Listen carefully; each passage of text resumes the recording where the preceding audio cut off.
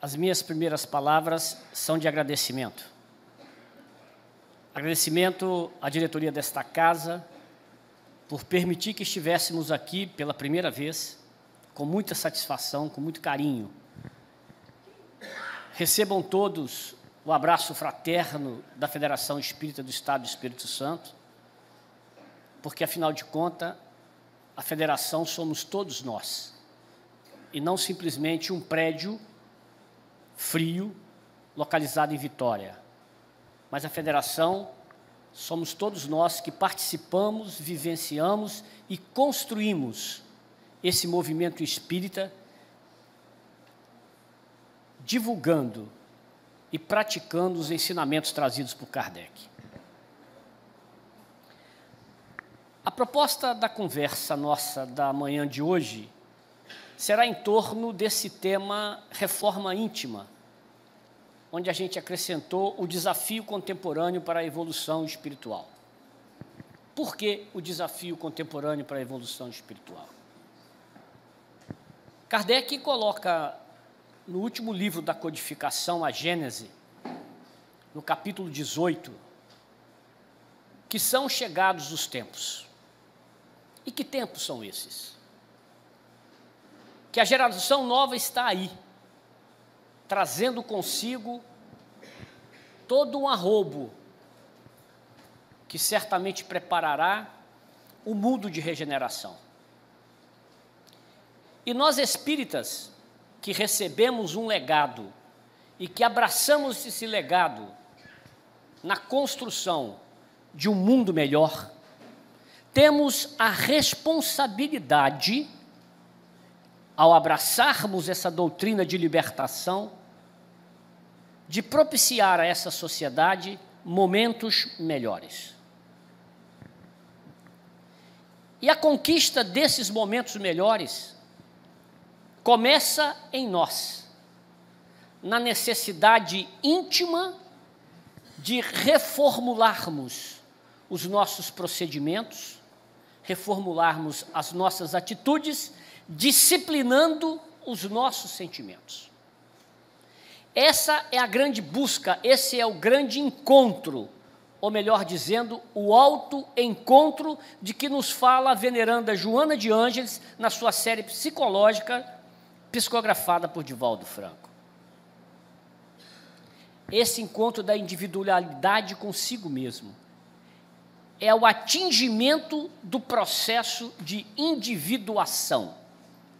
E o que vem a ser individuação? A individuação pode ser comparada a um Natal interno, no qual somos convidados a nos desenvolvermos em plenitude, deixando nascer esse Cristo interno. Essa figura crística de que todos nós somos capazes de atingir nesse processo de crescimento interior. A proposta trazida pela doutrina espírita é justamente essa, de refazimento, de reorganização interna de cada um de nós, exercitando o que Jesus nos ensinara, e que não tínhamos, à época, maturidade intelectual e moral para poder absorver na completude os ensinamentos trazidos por ele.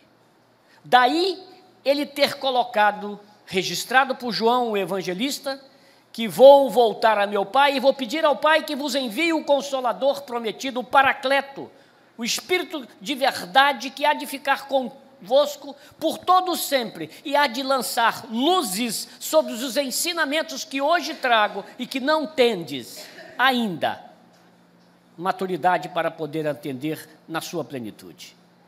O Cristo não falou àqueles que se encontravam lá somente. A mensagem consoladora e libertadora do Cristo é para todo o orbe, encarnado e desencarnado. E o momento chegou, o momento é este, de nós nos recolhermos nas nossas individualidades e buscarmos no mais íntimo os germes da perfeição que temos, porque fomos criados à imagem e à semelhança. Então, esse é o processo de individuação. Manuel Filomeno de Miranda, na tríade transição planetária, amanhecer de nova era e perturbações espirituais, no primeiro dessa série, chamado Transição Planetária, nos traz o seguinte, que quando o ser humano desperta realmente para a consciência de si, quando ele desperta para as responsabilidades que lhes dizem respeito, aí é que tem o início do processo do descobrimento da verdade e do dever. Enquanto isso não acontece, o mais comum é a transferência para os outros de tudo quanto lhe diz respeito, seja na ocorrência infeliz, culpando aqueles que se encontram ao nosso redor. E isso se dá pela exacerbação do orgulho e do egoísmo, que são duas chagas que não nos permitem olhar criteriosamente para dentro de nós mesmos, identificarmos os nossos erros e mazelas, e a partir daí traçar um programa e um projeto consciente de entendimento para o crescimento interior. Então, é mais cômodo, é mais fácil transferir para outros a responsabilidade de tudo aquilo que nos cerca e que nos faz infeliz. A culpa é sempre do outro. O outro sempre está errado. Nós ainda não temos olhos de ver as nossas dificuldades de entendimento. E isso passa a ser natural neste mundo de provas e expiações. Entretanto, com os ensinamentos trazidos pelo Evangelho de Jesus, é hora de refazermos as nossas posições, de olharmos com mais critério para dentro de nós mesmos, a fim de implementarmos em nós um processo de reformulação, um processo de crescimento interior.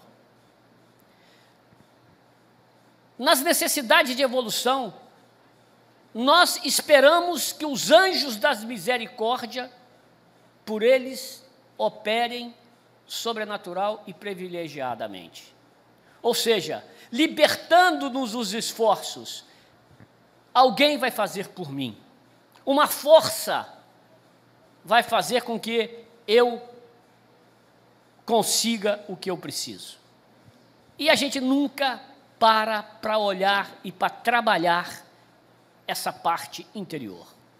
E aí vem uma indagação que se encontra no livro dos Espíritos, na questão 17. Qual é o objetivo da reencarnação? A que os Espíritos respondem: expiação, prova, melhoramento progressivo da humanidade.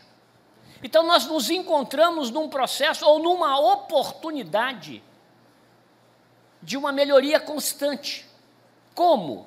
Justamente isso, disciplinando os nossos sentimentos, reorganizando as nossas atitudes, procurando ser melhor amanhã do que fomos hoje. E esse lema, Kardec coloca para os espíritas, que se reconhece os espíritas pela sua transformação moral e pelos esforços que ele emprega para domar as inclinações más. Mais uma vez, lá Erasto, no Evangelho segundo o Espiritismo, nos faz também diversos alertas nesse sentido. Mas eu me pergunto, o que é que estamos fazendo para essa transformação moral? Ou melhor, o que não estamos fazendo para essa transformação moral?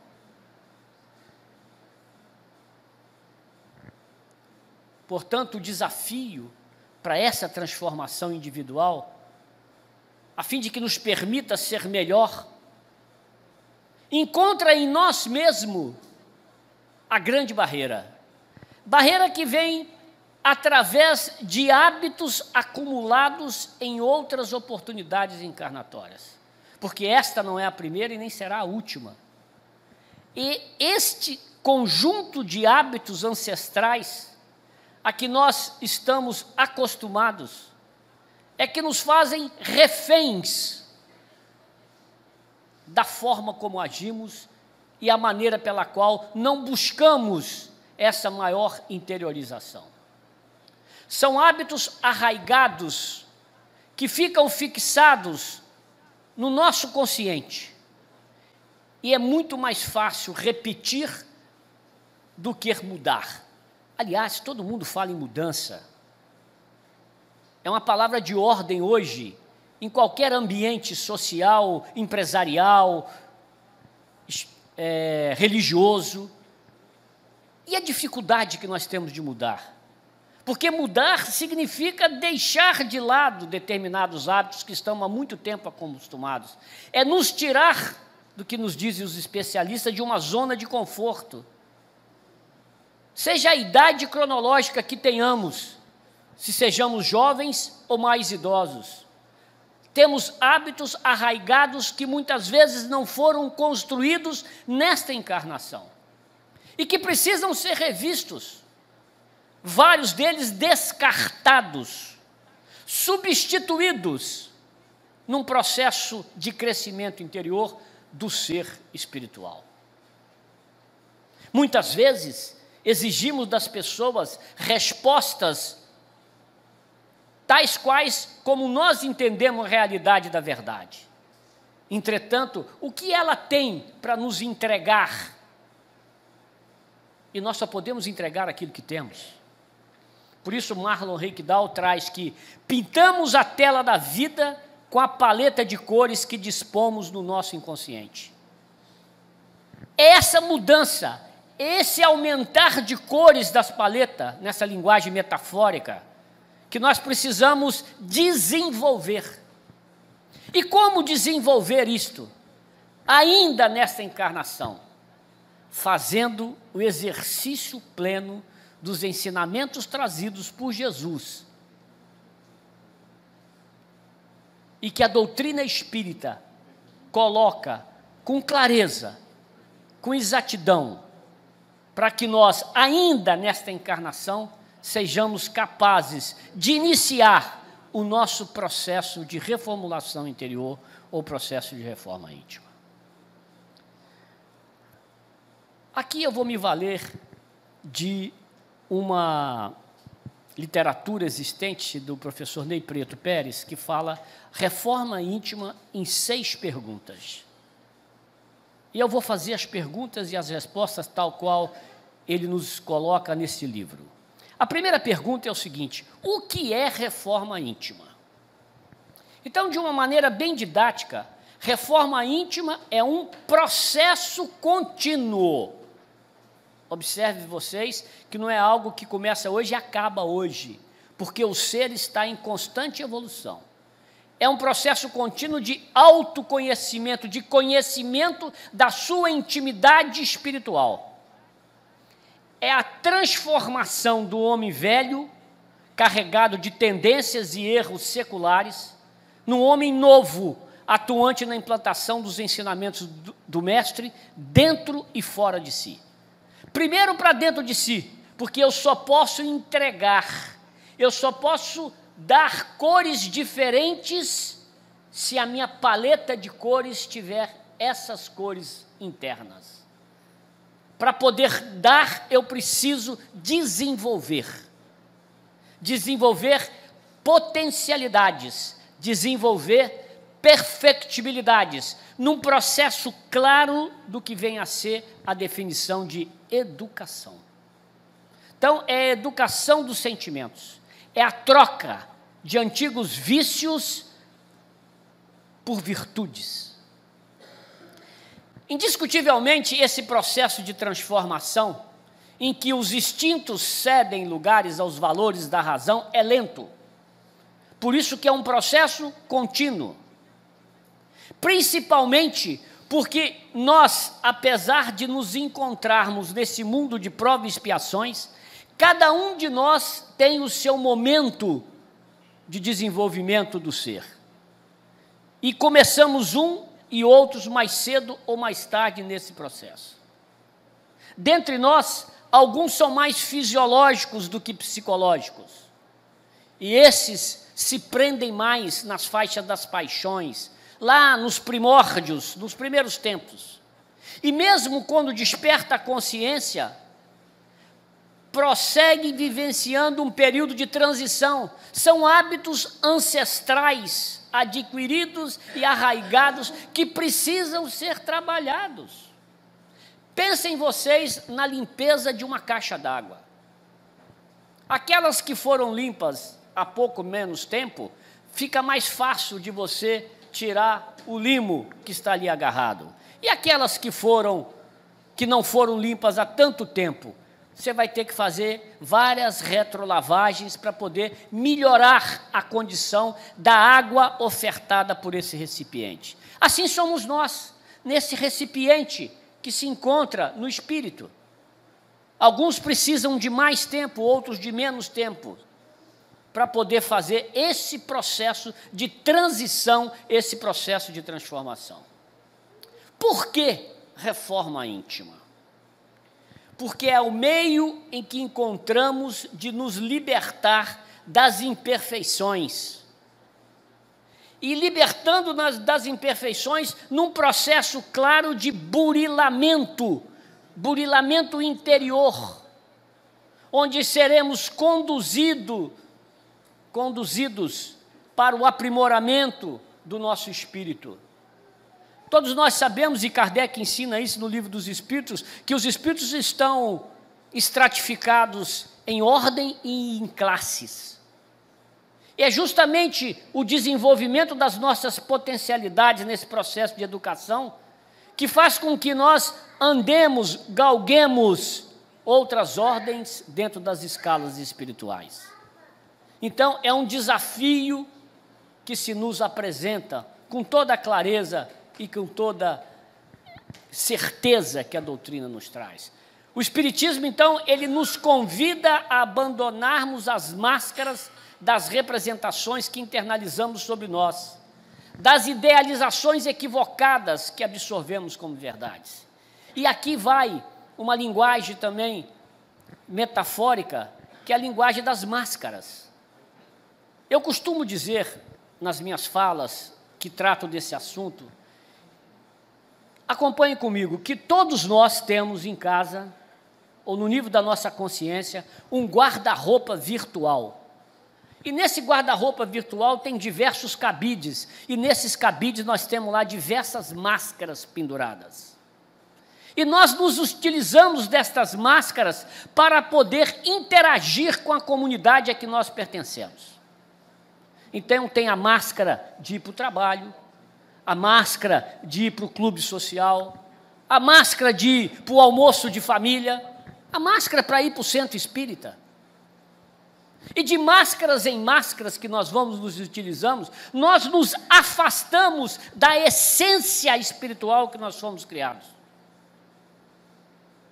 O processo de autoconhecimento, a busca da individuação, está na relação direta em que eu abro esse guarda-roupa e começo a enxergar mais cabides vazios do que máscaras penduradas. Eu começo a tomar consciência de mim mesmo e começo a governar as minhas atitudes dentro desse processo com maior nível de discernimento, entendendo a minha realidade e entendendo a realidade daquele que se encontra ao meu lado.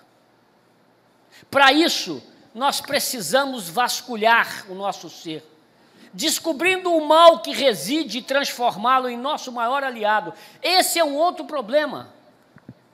Pela exacerbação do orgulho e o egoísmo que nós nos encontramos no estágio de desenvolvimento atual, nós temos uma névoa que nos impede de enxergar com clareza esse mal que habita em nós. Esse mal que habita em nós. Nós precisamos, então, fazer uma faxina mental, que é um trabalho cansativo.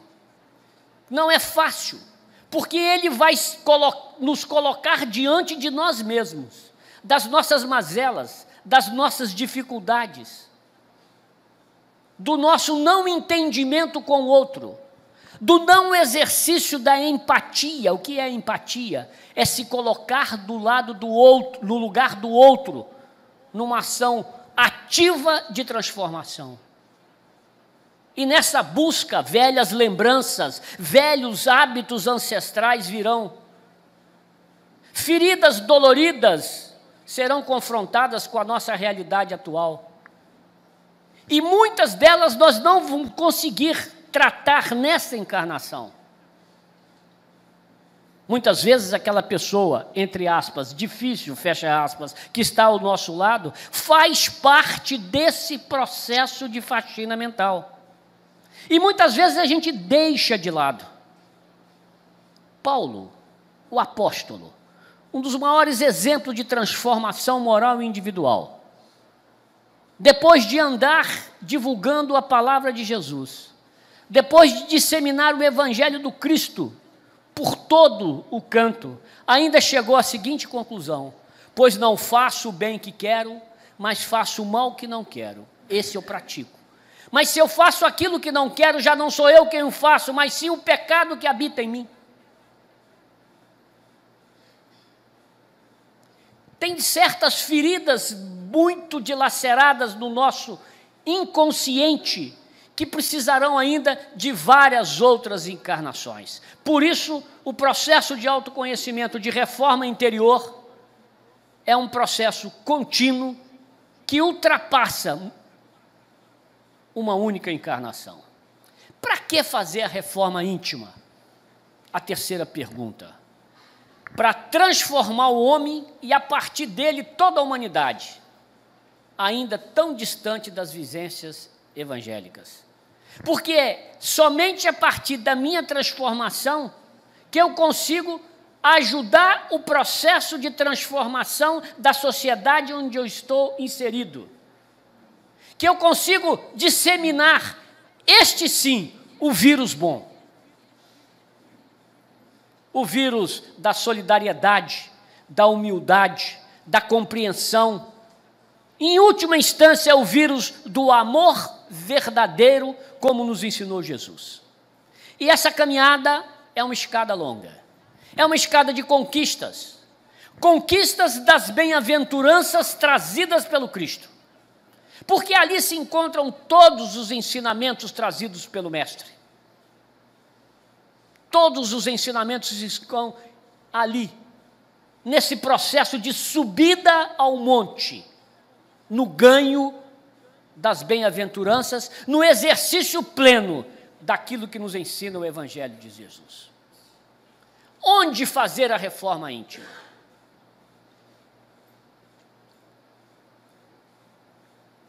Onde fazer a reforma íntima? Primeiramente, dentro de nós mesmos, cujas transformações se refletirão depois em todos os campos da nossa existência. Por isso que a proposta é trabalharmos as nossas dificuldades uma a uma, praticando, criando antídotos, e a gente vai quedar, vai cair muitas vezes. Mas temos forças para poder voltar. Vamos cair de novo. Por quê? Porque ainda somos criaturas agressivas, vingativas, raivosas, medrosas. Ainda temos ciúme, inveja, maledicência, impetuosidade, egocentrismo e tantas outras características intrínsecas ao ser humano e ao espírito que se encontra num processo de imperfeição. Então não é para sair daqui preocupado, não vou dar conta. Sim, dá conta. Mas ter a consciência crítica que o mal ainda habita a cada um de nós. E que precisamos entender e identificar aonde se encontra isso, para que se eu, num processo de transformação, consiga domar esse mal que existe em mim e discipline um trabalho de autoconsciência, de autoaprimoramento. Por isso, o que nos difere intimamente um dos outros, nesse nível de evolução, já que todos nós nos encontramos no mundo de prova e imperfeição, é poder ter contato e consciência desses males que habitam em nós e manter sobre ele um controle, ou deixar assumir nossa conduta inadvertidamente. É como você tem uma determinada doença, uma determinada situação, e você mantém ela sob controle ou abre mão dela. Tem muita gente que tem diabetes, por exemplo, e está para comer açúcar. Sabe que faz mal, outros não. Outros preferem moderar o apetite, cortar determinados tipos de alimento e mantém isso, ou seja, identifica internamente o que você tem e mantém isso sob controle. E num processo de educação, de transformação, vai fazendo paulatinamente o burilamento dessa imperfeição. Porque evoluir pressupõe saber onde está e para onde vai. Se você não tiver um mapa, não tiver isso bem claro, você não vai a lugar nenhum. Você não vai a lugar nenhum. Então, evoluir tem o pressuposto de que nós saibamos aonde se está e para onde se vai. Esse é o desafio nesse processo de reforma interior. E quando fazer a reforma íntima? Porque tem muita gente que diz o seguinte: não, isso aqui eu vou deixar para outra encarnação. E a pilha de deixar para outra encarnação está subindo. Não, esse aqui também eu vou deixar para a próxima encarnação. É muito difícil trazer isso agora. Eu estou vendo muita gente sorrindo aqui. Quer dizer, isso é normal em cada um de nós. Porque tem certas caixinhas que a gente não quer abrir. A gente tem até a chave, e muitas vezes a gente engole essa chave para dizer que não tem. Não, essa chave, essa gavetinha aqui eu vou deixar para a próxima. E de próxima em próxima, isso vai aparecer lá na frente, muito mais potencializado, não tenham dúvida disso. Então, quando fazer a reforma íntima? O momento é agora e já. Não há mais por que esperar. O momento é agora e já. E valendo-nos de todo este legado que a doutrina espírita nos dá, através do conjunto organizado de sua obra. Exercitar isso, revisitar as leituras e o estudo sistemático, fazer com que isso seja lugar comum nesse processo de revigoramento das nossas vidas. Joana de Ângeles nos diz que o objetivo essencial da existência do corpo carnal é de aprendizagem e de desenvolvimento intelecto-moral. A reencarnação, então, é a oportunidade abençoada para a conquista desta individuação, desse encontro do ser consigo, mediante a qual é factível a conquista do reino dos céus prometido por Jesus. Então, esta é a oportunidade. O que a gente está fazendo com a nossa encarnação? É a pergunta que muitas vezes me faço. O que estamos fazendo com a oportunidade reencarnatória? Tem muita gente deixando passar. Deixa a vida me levar. Precisamos ter consciência crítica disso e responsabilidade. E não deixar para amanhã. E não deixar que a caixinha das resoluções para as próximas encarnações seja aumentada da forma como está sendo. Porque toda vez quando o espírito foge do dever, ele vai reencontrá-lo mais adiante carregado de complexidade e de problemas. Os desafios existem para promover o espírito que em cada etapa melhor se equipa de recursos para atingir o estágio luminoso. Os desafios são oportunidades de mudança, são oportunidades de crescimento. E esses desafios são de diversas naturezas. Nós estamos passando, neste momento, no mundo, um processo singular para esta encarnação, de transformações, de crises sucessivas. Tudo isso estava previsto pela providência divina. Kardec coloca isso com muita clareza em A Gênese. Esse processo de transformação é um processo de burilamento do mundo, no estágio de evolução que ele se encontra de mundo de prova e expiação para mundo de regeneração. As crises financeiras, as crises morais, as crises de saúde, enfim, esse conjunto de crises é o burilamento pelo qual o orbe está passando. E nós precisamos entender dessa forma, se não perdemos até a coragem e a fé. Os medos nos afastam do nosso caminho. Então precisamos mais do que nunca tomarmos consciência que nos encontramos num processo transitório de transformação para o melhor. Como fazer a reforma íntima? A última pergunta que nos traz. Como fazer? Ao decidirmos fazer o trabalho de melhorar a nós mesmos, até sozinho podemos fazer essa reforma íntima, desde que nos empenhemos com afinco e denodo, vivendo coerentemente com os ensinamentos de Jesus. E a casa espírita é um grande incentivador e uma grande oportunidade para que nós, sistematicamente, metodologicamente, didaticamente, apreendemos aquilo que a doutrina nos traz e coloquemos em prática a partir da casa espírita, mas não somente na casa espírita, porque tem muito espírita que é espírita dentro da casa espírita, e nós precisamos ser espírita por dentro e por fora. Precisamos levar à sociedade essa mensagem libertadora da doutrina espírita. Precisamos participar cada vez mais nos processos organizados da sociedade civil. Precisamos nos fazer presentes em todos os movimentos que trazem benefício para a população. Esse é um chamamento, essa é uma diretriz que o movimento espírita traz para cada um de nós, que nós nos façamos presentes como espíritas nas sociedades em que nós nos encontramos inseridos. Daí a necessidade desse polo irradiador ser a casa espírita. Não basta vir às palestras públicas doutrinárias, é importante, mas é importante o engajamento nos estudos sistematizados, nos trabalhos que a casa oferecem, na evangelização das crianças e dos jovens, no atendimento à população carcerária, no atendimento à população de rua, no atendimento àqueles que se encontram nos hospitais e relegados às ruas.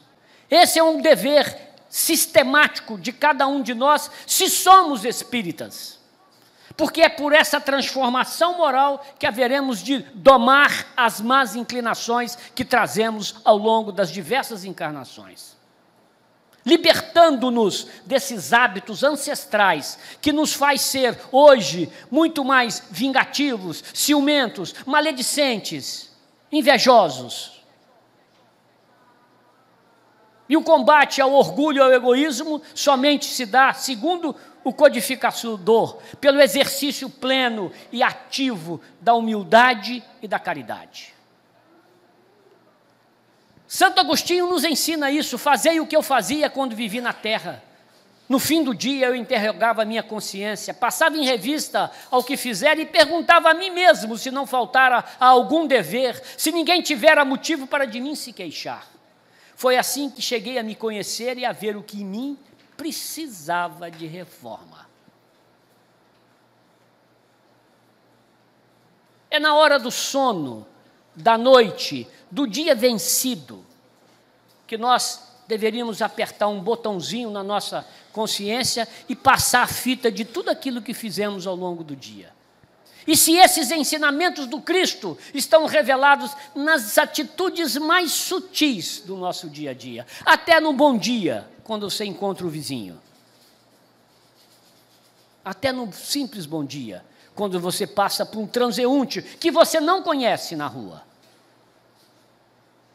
Na questão 918 do Livro dos Espíritos, Kardec pergunta: por que sinais se pode reconhecer no homem o progresso real que deve elevar o seu espírito na hierarquia espiritual? Ao que os espíritos respondem: o espírito prova a sua elevação quando todos os atos da sua vida corpórea representam a prática da lei de Deus e quando compreende antecipadamente a vida espiritual. Ou seja, essa vida que nós vivemos aqui é extremamente transitória. Ela tem prazo de validade.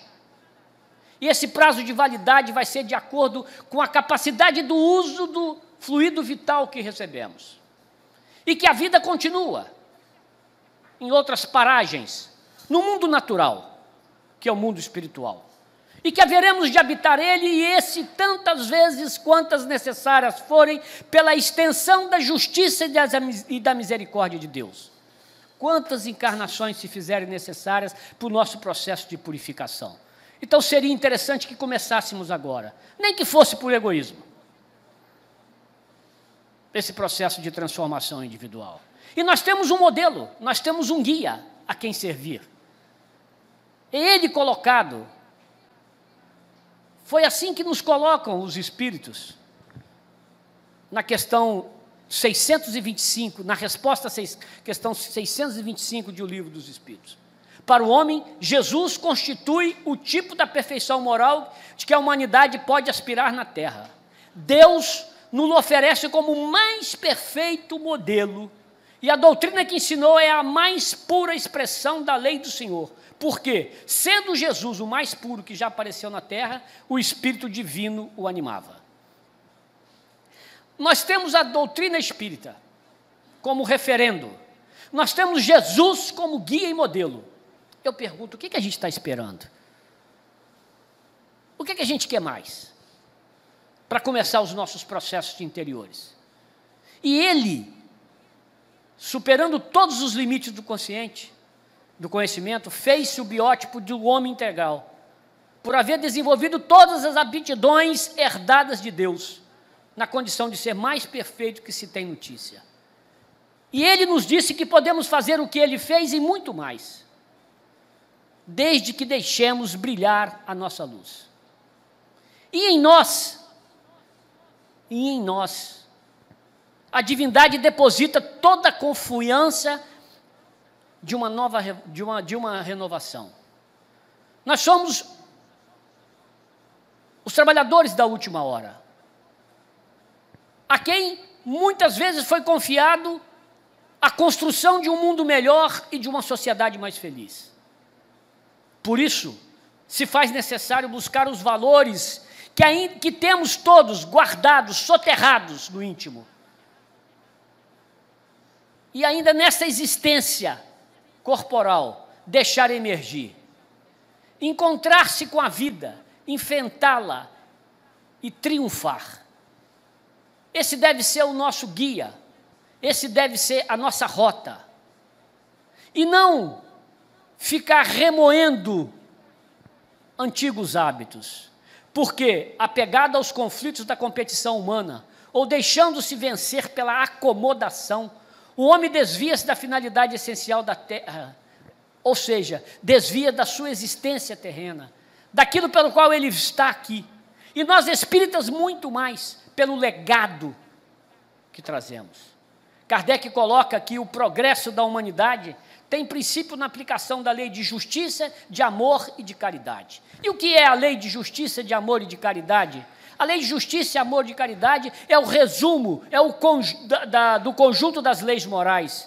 Que são as leis morais? São aquelas que regem a relação do homem para consigo, do homem para com o próximo e do homem para com Deus. A justiça começa quando nos empenhamos em descobrir o que ferimos e mutilamos em nós e nos outros, com a consciência do efeito dos nossos atos, para redimir conosco e com os outros.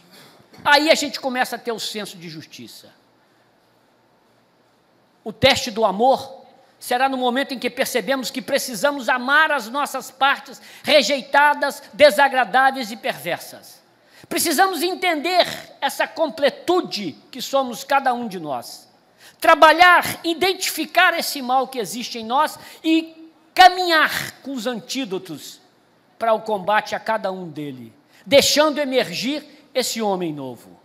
E por último, descobrir quanta caridade somos capazes de fazer, quanta caridade cada um de nós pode fazer, porque todos nós temos alguma coisa para dar para alguém. Todos nós temos habilidades para poder compartilhar, para poder dividir. Precisamos vencer essa barreira interior e natural que trazemos conosco. Então, o verdadeiro sentido da justiça está em cada um querer para os outros aquilo que desejaria para si, e não em querer para si o que desejaria para os outros, que não é a mesma coisa. Parece um jogo de palavras, mas observe, vou repetir. Cada um querer para os outros aquilo que deseja para si. E não em querer para si o que desejaria para os outros. Por isso, o grande desafio da contemporaneidade, o grande desafio contemporâneo para nós, é o nosso autodescobrimento. Precisamos, vez por todas, entender que a partir do autodescobrimento nós caminharemos nesse processo de crescimento interior, ou de reforma íntima, que é um processo contínuo, que perpassa a reencarnação, mas que está ao alcance de todos nós, que precisando identificar cada um desses pontos, possamos estabelecer um processo de planejamento e de organização para combater cada um desses pontos. Lembrando sempre que Deus está dentro de nós. E é necessário imergir na sua busca desse Deus interior, de forma que coloquemos para fora e nos tornemos pessoas melhores do que fomos ontem. No início da apresentação, eu mostrei esse slide. A individuação pode ser comparada a um Natal interno, no qual o ser é convidado a desenvolver-se em plenitude, deixando nascer o Cristo interno do qual se faz portador.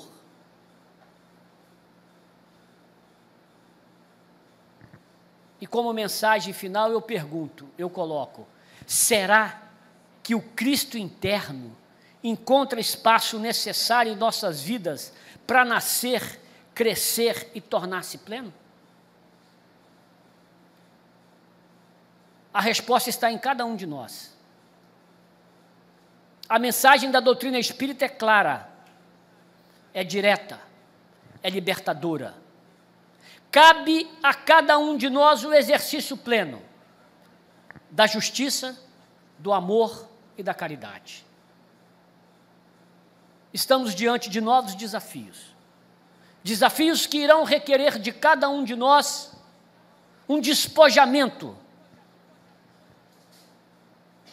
das nossas vaidades pessoais, que vai requerer de nós uma entrega em favor do outro, em favor do mais necessitado, que vai querer de nós uma sintonia cada vez maior com o mais alto, na busca da melhoria, da paz, da fraternidade e do amor. Que as nossas reflexões dessa manhã de domingo possam permanecer ao longo da semana, fazendo com que nós nos investiguemos e busquemos em nós o que há de melhor e deixemos brotar o Cristo que nasce em cada um de nós. Muito obrigado pela atenção, é uma satisfação muito grande estar aqui em Colatina, nessa sociedade, dividir com vocês esses momentos de reflexão e que Jesus, na sua plena sabedoria, acolha a cada um de nós agora e sempre. Muito obrigado.